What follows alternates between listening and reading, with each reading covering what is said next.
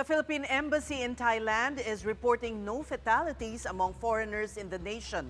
Let's get the latest from Ambassador Millicent Cruz Paredes. Magandang gabi po sa inyo, Ambassador. Kamusta ang mga kababayan natin dyan? Magandang gabi sa inyo, ladies, and to all your listeners. Well, the good news is until now we have not received any news of fatality or injury among the Filipino community here. As a matter of fact, ang Thai authorities already said that there are no foreigners affected by the big quake. Well, we hear news of those kababayans in Myanmar. May contact po ba kayo sa Myanmar?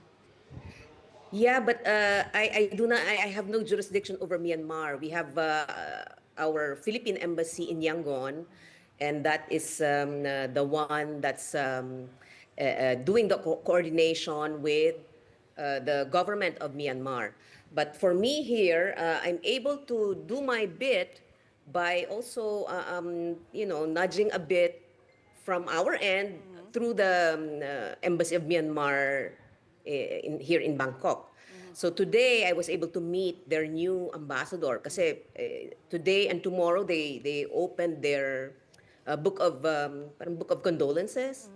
So I went to the Embassy of Myanmar this afternoon, and I was able to meet their newly arrived ambassador. So whatever support we can give from here, from Bangkok, then we will do that.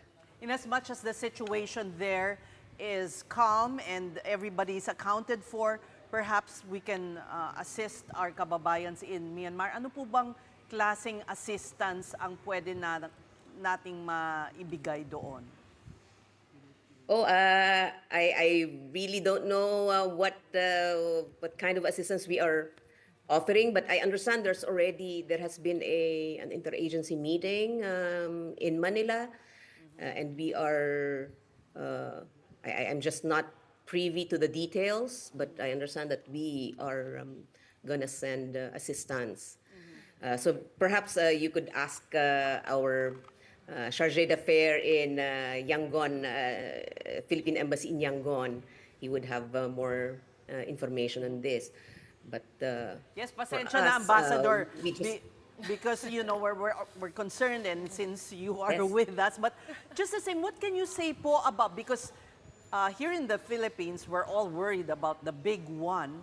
What can you say about how the Thai authorities responded to this natural disaster? Mukhang magaling po ang nagawa nila in terms of assistance and generally, paano po nyo ma-assess? Well, in general,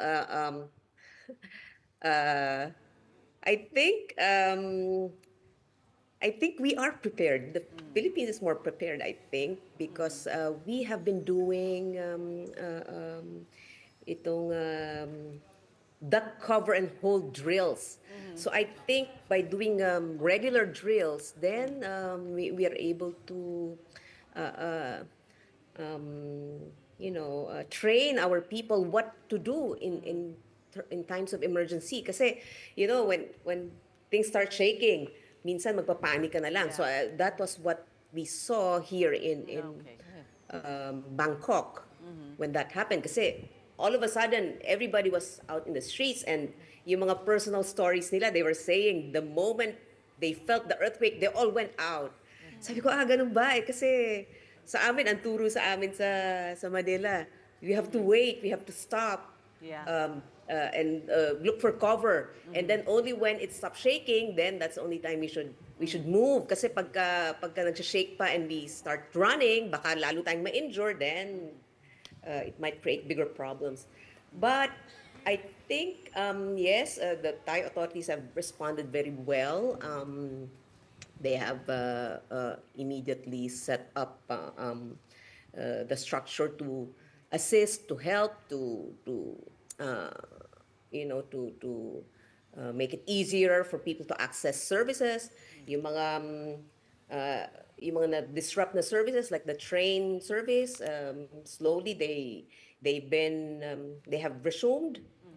Last night, there were several concerts at the park in order to, boost morale, lift the spirits of the people of Bangkok. How about the And of course, integrity, if I may interrupt, Ambassador, the integrity of the structures? Have there been inspections? And also about yes.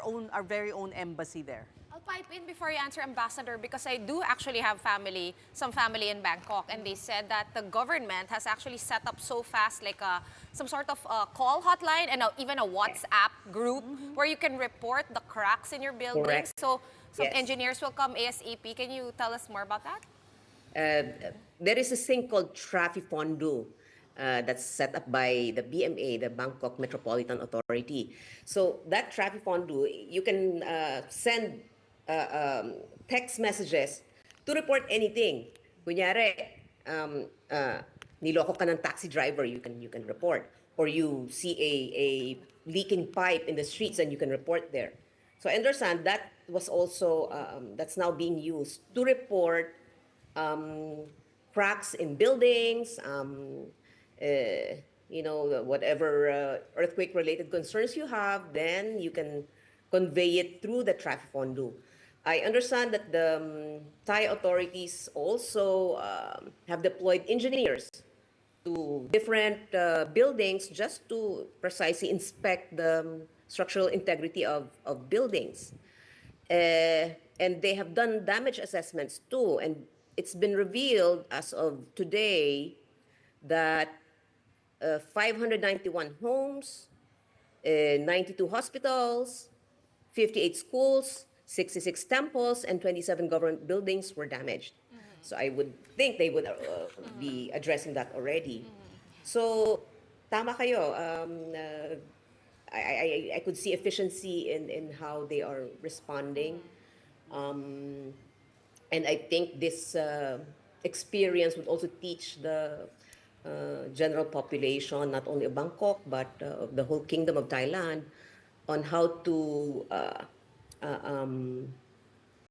properly respond or behave or address when you are right there in the middle of an earthquake. Kasi tayo sa Manila, di ba, parang lagi nating nararamdaman yan. For example, in the DFA, I've already experienced several times where we had to evacuate the DFA, the building, because of earthquakes. So I think this would be a very good